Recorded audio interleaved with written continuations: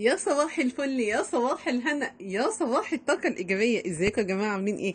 أهلا وسهلا بيكم في فيديو جديد مع أم كريم.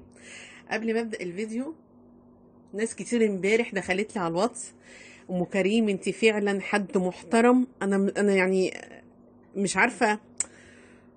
ف... فبقرا الرسايل سبحان الله، يعني فبتقول لي كل الناس اللي حطت العزا حطت صورة دعاء أخت سمر إلا انتي. انت طلعتي عزيتي بس ما حطيتيش الصوره. ففعلا انت مختلفه عن اي حد، ربنا يبارك لك. انت فعلا لا كنت طالعه لا مشاهدات ولا حاجه. اقسم بالله يا جماعه، اقسم بالله ابدا لا كنت طالعه لا مشاهدات ولا غيره. ومش انا اللي احط صوره حد على قناتي ان انا اجذب بيها مشاهدات. انا طالعه اعزي لوجه الله تعالى، لان دوت واجب، والواجب ما يستناش. انا ما استنيتش تاني يوم النهارده مثلا اعمل بقى فيديو لا، انا طلعت هما دقيقتين اللي طلعت فيهم عزيت. انما اني احط صورة حد عندي على القناة، ان انا احط صورة سمر او صورة دعاء الله يرحمها يا رب ويحسن اليها ويغفر لها ويسكنها فسيح جناته، لا طبعا. لا اخلاقي تسمح بكده ولا طبعي يسمح بكده ابدا، ان انا احط صورة حد. يعني لا، ازاي؟ ومن غير رضاه ومن غير استئذانه ومن غير اي حاجه ان انا اجذب مشاهدات. انا مش كده. وشكرا، يعني مليون الف شكر للناس اللي لاحظت حاجه زي كده ودخلت لي على الواتس وقالت لي بجد انت انسانه محترمه، احنا لاحظنا الحته دي. ربنا يبارك لكم يا رب يا جماعه. في حاجات كتير اهم من الفلوس، انك تعزي حد، انك تقفي جنب حد حتى لو بكلمه، حتى لو بكلمه. دي كبيره جدا جدا جدا عند ربنا. عند ربنا ما بتروحش تمام كده. انما اني بقى اتاجر وادخل بقى واحط صور ومش عارف، لا لا، انا مش كده. والف شكر لكل واحده عرفت ام كريم وفاهمه ام كريم دماغها ازاي وبتعمل ايه. انا مش كده. انا كنت داخله خارجه اتكلم لبس ان ده واجب عزاء، مش اني احط الصور واعمل مشاهدات لا لا خالص، ربنا هو اللي عارف. والف شكر ليكم. النهارده يا جماعه الفيديو مهم جدا جدا. النهارده ميزانيه، بس مش اي ميزانيه. ميزانيه هتصحصحك، ميزانيه هتقولك انت واقفه فين، انت واقفه فين. ديت ميزانيه بكام؟ دي ميزانيه عموميه تنفع لاي ميزانيه في الدنيا، لان فيها بند معين لازم تاخدي بالك منه، لازم تاخدي بالك منه. هو بند واحد بس البند ده اهم من الميزانيه. صلوا على سيدنا النبي يا جماعه، وزيدوا سيدنا النبي صلى عليه الصلاه والسلام. وقولوا بقى ايه: ربنا يستر اعراضنا ويبارك في اولادنا ويكفينا ويكفيكوا شر الغفله. ربنا يكفينا ويكفيكوا شر الغفله، اللهم امين. دلوقتي يا جماعه ايه؟ بصوا بقى: ميزانيه 3000 جنيه، ميزانيه 4000 جنيه، ميزانيه 5000 جنيه، ميزانيه 10000 جنيه. لازم تعرفي دلوقتي حاجه: ان انت بتطلعي من الميزانيه اول حاجه الصدقه. دي حاجه احنا بصوا يعني ما نختلفش عليها ابدا مهما كانت ظروفك صعبه. طلعي صدقه، طلعي جنيه والله العظيم. بصي، طب انا هقول لك على حاجه: 5 جنيه هتجيب ايه؟ مش هتجيب حتى كيس شيبسي للعيال، مش هتجيب مثلا بسكوته للعيال. طب طلعي ال5 جنيه، هتعمل ايه اللي انا هديها له دي يا ستي؟ ربنا بس هيكرمه. طلعي 5 جنيه صدقه اهي. مش هقولك 10 جنيه، مش هقولك 100 جنيه. الصدقة ديت بتحميلك كل الفلوس. الصدقة دي بتوسع رزقك. الصدقة ديت بتستر عرضك. الصدقة دي بتحمي ولادك ان هم يروحوا لدكتور. الصدقة دي سر خفي. تمام. الصدقة فيها البركة، الصدقة فيها البركة. تمام. الله يرحمك ياما كانت تقول كده، كانت تقول الصدقة فيها البركة. بصوا الناس الطيبة بتاعت زمان. طيب انا طلعت ال5 جنيه، اعمل ايه بقى؟ بصي حبيبه قلبي، هتمسكي الفلوس كده هو وتسمي بالرحمن وتقولي دول نور، دول ميه، دول مش عارف ايه، دول ابصر ايه. الحاجات الاساسيات في حياتنا، حلو كده. الحاجات اللي احنا بنطلعها اساسيات، اللي هي الفواتير اللي انت لازم تطلعيها كل شهر وما تقدريش تقولي فيها لا. مش هقدر اقول في الايجار لا، مش هقدر اقول في الميه لا، مش هقدر اقول في النور لا، مش هقدر اقول في النت لا، وهكذا. الاساسيات. طيب ده احنا داخلين على بقى ايه؟ موسم كده الدراسة. يعني في حاجات غير الاساسيات برضو اساسيات. زي ايه؟ زي دروس العيال، زي دروس العيال، زي فطار العيال، زي سندوتشات العيال، زي مواصلات العيال. يعني بصي بند حاجة بتتفتح عليكي سبحان الله، سبحان الله، حاجة تاني خالص. علشان تعرفوا ان احنا مش ماشيين بالفلوس، ما هي دي الفلوس اللي ماشينا في الاجازة، وهي ماشينا في الدراسة. سبحان الله، ومتفتح علينا. بصوا مش عايزة اقول لك يعني والله، واحدة بتقولي بتتفتح علينا بوابة جهنم. لا والله ابدا، ربنا هو اللي بيستر. اوعي تفتكري مرة في حياتك ان انت ماشية بالفلوس. ماشية بالفلوس، طب احسبي. والله انا اهو مرة حسبت بالورقة والقلم كل حاجة اكتبها، لقيت نفسي انا بصرف سبحان الله اكتر من اللي معايا. بقيت اقول له طب ازاي ده؟ ازاي دي بقى تفوضيها لله؟ ازاي دي تفوضيها لله؟ لكن بقى انت سبحان الله يعني ممشينا حياتنا. تمام تمام. طيب انا دلوقتي مثلا طلعت كل البنود الاساسيه ام كريم، خلاص يا حبيبتي اهو، نور وميه ونت ومش عارف ايه وابصر ايه وكده اهو، دي فواتير. حلو الكلام، حلو الكلام ام كريم. طيب في حاجه تاني، الاكل والشرب. الاكل والشرب بجيب لحمه بكام، بجيب فراخ بكام، بجيب خضار بكام، بجيب مش عارف ايه بكام اهو. تمام اهو الاكل والشرب. حلو كده. طيب هنا بقى مصاريف العيال، مصاريف المدرسه، مصاريف مش عارف ايه، مصاريف الدروس، مش كده اهو اهو. تمام كده اهو. دي بتاعت ايه بقى اهي، مش هاخد حاجه. طب انت فنطيها كده وخلاص خلصنا يا ام كريم؟ لا لا لا، ما خلصناش. في حاجات يا جماعه اساسيات بتدفع، اللي هي الفواتير، ما جيش جنبها خلاص. انا حطيت فلوسها ما جيتش جنبها. هنا في الاكل والشرب هو اللعب كله هنا، اللعب كله بتاع الميزانيه هنا وفي هنا. طب ازاي يا ام كريم؟ هنا الاكل والشرب اشوف نفسي بجيب ايه ترمي. في يا جماعه بند اسمه هالك في الشركات والمصانع والحاجات دي، بند اسمه هالك بيعملوا اخر السنه هالك.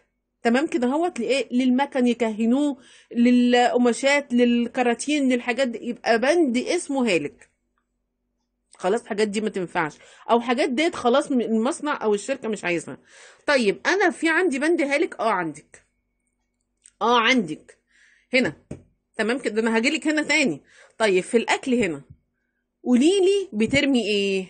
ما تقوليش ما برميش حاجه، ما تقوليش العيال بصي بناكل والحله بتتلحس كده اهوت وبترمي. عارفه لو بترمي معلقه رز من حله الرز وفريها. وفريها ازاي؟ خلاص انا دلوقتي بعمل النص كيلو رز، بيتبقى منه شويه رز، دول بينشفوا في التلاجة.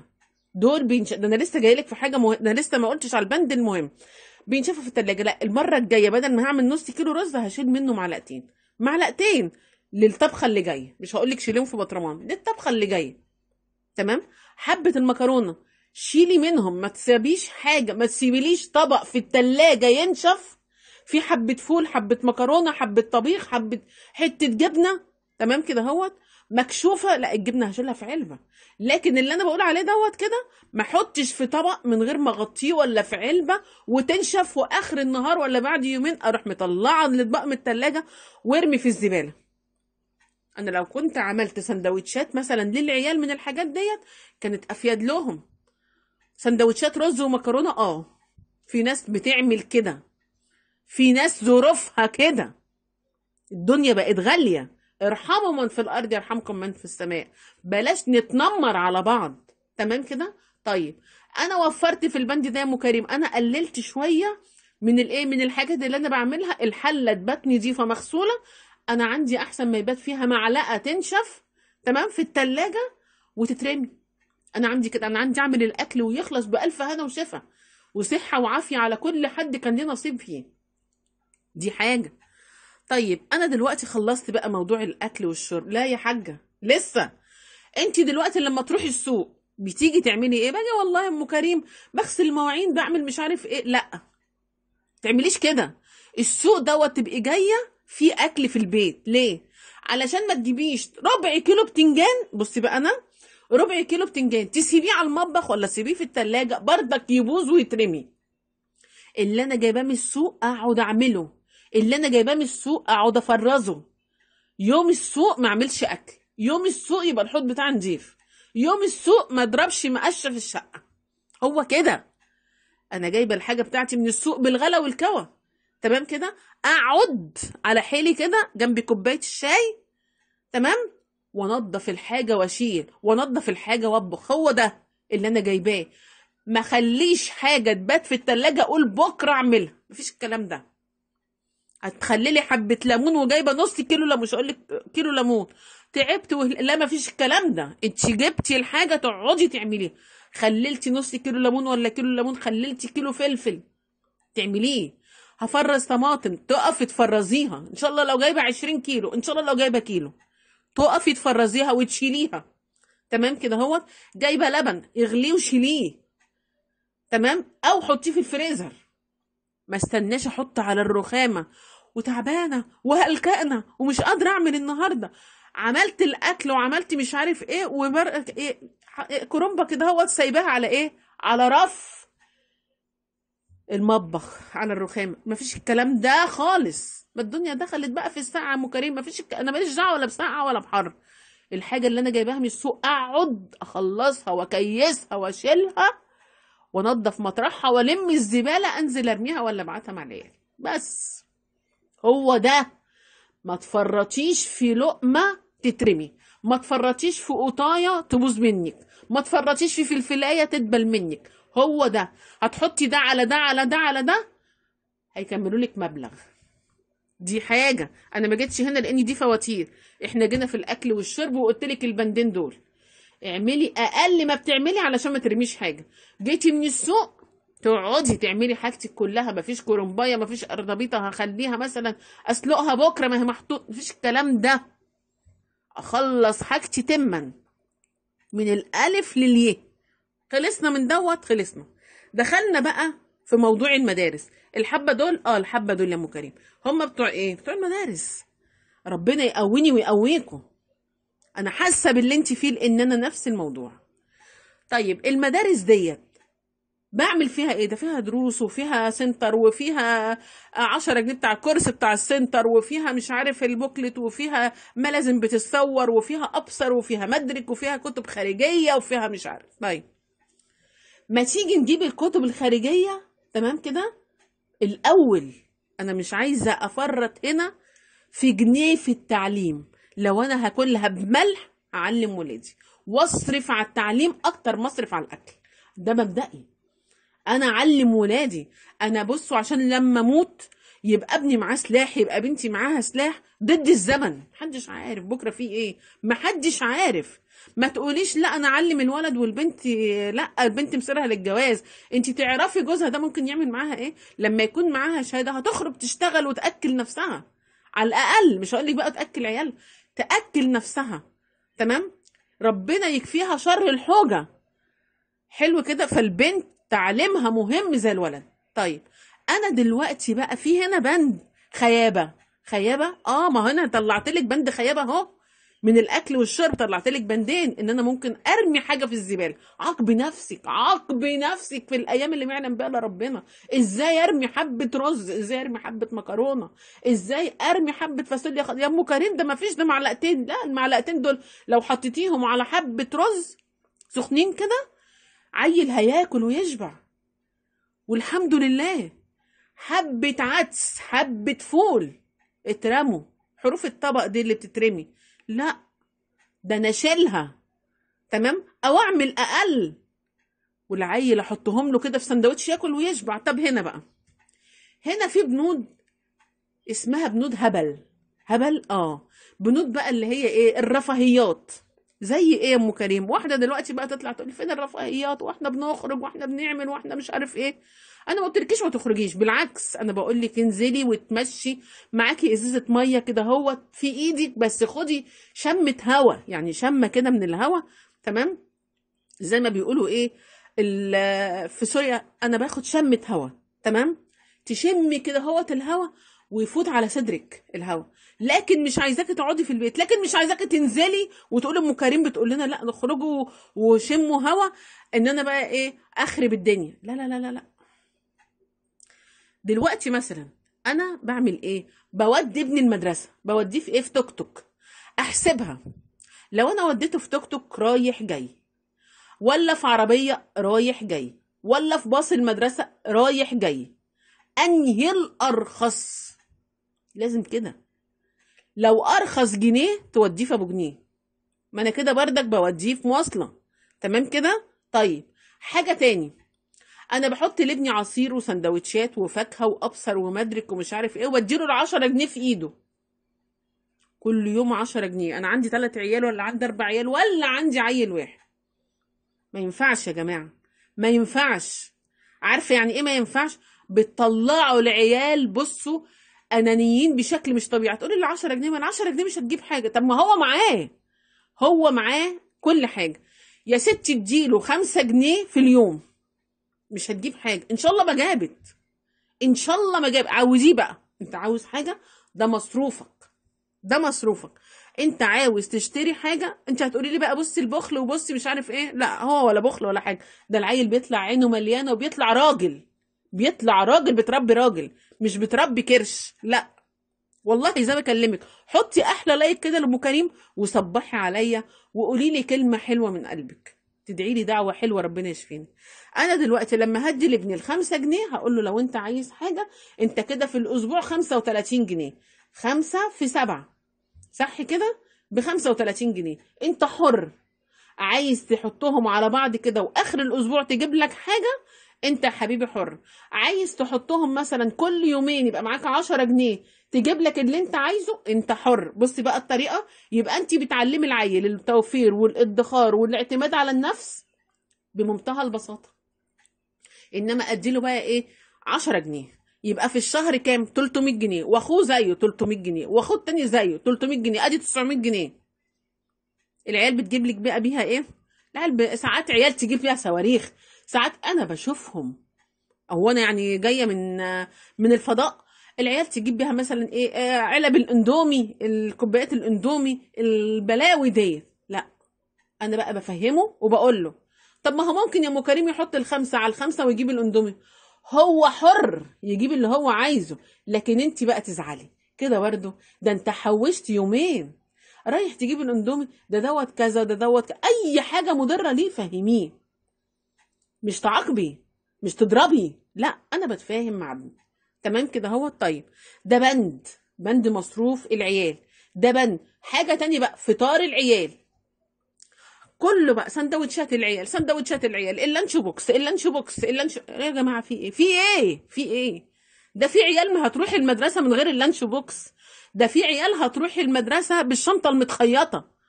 تمام. ده في عيال مش هتقدر تروح المدرسه عشان اهاليها مش قادره تدفع مصاريف المدرسه. هو احنا يعني ايه؟ عاملين زي النعامه دافنين دماغنا كده هوت في التراب وخلاص، ولا في الرمل؟ لا، اللانش بوكس. بصي افكار لللانش بوكس ابصر، ماشي انا معاكي، بس ما يبقاش همك الشاغل اللانش نيله بوكس بس. دوت يا ام كريم العيال بتقعد ماشي. اسمعي مني بقى، هنعمل ايه؟ الاكل الموفر بالنسبه لك والصحي بالنسبه للعيل، هي بصي معادله صعبه؟ ابدا والله ما صعبه، والله ابدا ما صعبه. ازاي؟ انت هتعملي ايه؟ العيش البلدي بتاع الكشك، تقولي كده لنفسك العيش البلد انا بعمل كده. تمام. واللي تتريق تتريق، انا ما بصي طالما واحده بتتريق على حاجه انا مقتنعه بيها ما بشوفهاش قدامي، ولا هي كانها بتتكلم. دي واحده مريضه. تمام كده. هو ربنا يشفيها. انا بعمل ايه بقى؟ بجيب مثلا العيش بتاع الكشك، العيش اهو انا مطلعه والله علشان الفطار اهو، ادي رغيف اهو. تمام كده. طيب هتعملي بقى بايه يا ام كريم؟ هعمل سندوتشات مثلا عجوه. عجوه في البلح اللي هو ال الاسمر ده هنزله باذن الله. انا مش عارفه انزله لان انا عندي كميه منه في الفريزر، هحاول اجيب كيلو ولا حاجه وهعمله قدامكم. بيتعمل عجوه، سندوتشات عجوه. العيل ما بيرضاش ياكل دوت، هو ده اللي موجود. ما عادش في حته ايه العيل ما بيحبش والعيل بيحب. انت تعملي الاكل في حاله واحده تقولي لا مش هاكل ابني لو بعد الشر عنده حاجه ممنوع انه ياكل الاكل ده، بس بعد الشر 1000 مرة انه تعبان مش هيقدر ياكل الاكل ده، يبقى ماشي. زي مثلا العيال اللي عندها انيميا الفول، لا خلاص هعمل سندوتشات عجوه، هعمل سندوتشات بطاطس مهروسه. انا مش هاجي جنب الجبن، انا مش قد الجبن والله زي ما اكلمك انا مش قد الجبن اني هعمل جبنه ولانشون ومش عارف ممكن اعملها مره في الاسبوع، مره على نفس العيل. اعمل سندوتشات عجوه، اعمل سندوتشات فول، اعمل سندوتشات طعميه، كل ده بيتي. فول، طعميه، عجوه بيتي، بطاطس مهروسه بيتي، بطاطس محمره بيتي. واخده بالك؟ هو كده. خلاص ايه، العيال زهقت. طب يا حبيبتي العيال زهقت من السندوتشات، تروحي داخله بقى في ايه؟ اعملي لهم معجنات. اعملي كرواسون مثلا، هو كيلو دقيق هياكل العيال. لو عندك 3 عيال وعملتي كيلو دقيق هياكلهم، بصي، وهيفطرك معاهم. تحطي حته كده جنب كوبايه الشاي، قولي 3 ايام ولا 4 ايام، و3 ايام و4 ايام ايه، العيال هتملي لهم اللانش بوكس. تمام كده اهو. والله العظيم ده شغلانه، شغلانه بجد. تمام. طيب عملتي معجنات مثلا يوم، ارجعي للسندوتشات تاني. حبيبي دوت ظروفنا يا قلب امك، ده ظروفنا. خلي العيال تشارك معاكم. اوعي تفتكري ان انت كده هو بتحرمي العيل ولا بتيجي على العيل، ابدا ابدا ابدا.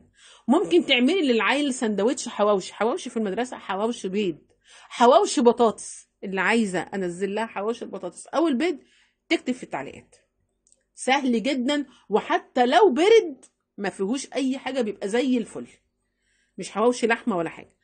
انت اتصرفي في موضوع اللانش بوكس اللي مجنن الناس كلها. تمام كده هو. طيب انا اتصرفت في المواصلات وفي الايه وفي الفلوس بتاعت العيال، وكمان في اللانش بوكس بتاع العيال. الاكل اللي قلت لك حطي مثلا ايه، العجوه دي تديله طاقه. تمام كده. البطاطس ديت حلوه جدا.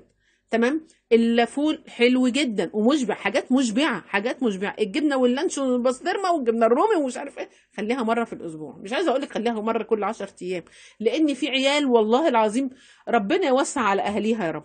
طيب في حاجه تانية ام كريم، انت بقى انت عندك بند رفاهيات. عندي بند رفاهيات ايه يا ام كريم؟ بس ده انا ما بعملش اي حاجه، ده انا ابصر ايه، ده انا كله للعيال والبيت. طب انا هقول لك بس، بند مثلا الكوافير. بتروحي للكوافير كل قد ايه؟ كل 20 يوم ولا كل شهر؟ طب ما تعملي اللي انت بتروحي ليه للكوافير دوت في بيتك. في بيتك حوشي، جيبي مكانس الباديكير. انا عايزاكي برنسيسه، انا مش هقول لك عايزاكي لا لا، انا عايزاكي برنسيس. حوشي وجيبي اللي هو ايه، المبشره دي بتاعت الباديكير، اعملي في البيت. وهيئي نفسك وظبطي نفسك. بتعملي ضوافرك مثلا، بتشيلي الجلد الميت والحاجات دي، طب ماشي ماشي، اعملي في البيت. تمام كده. هو بتشيلي مثلا الشعر الزايد في وشك او في ايديك او في في البيت.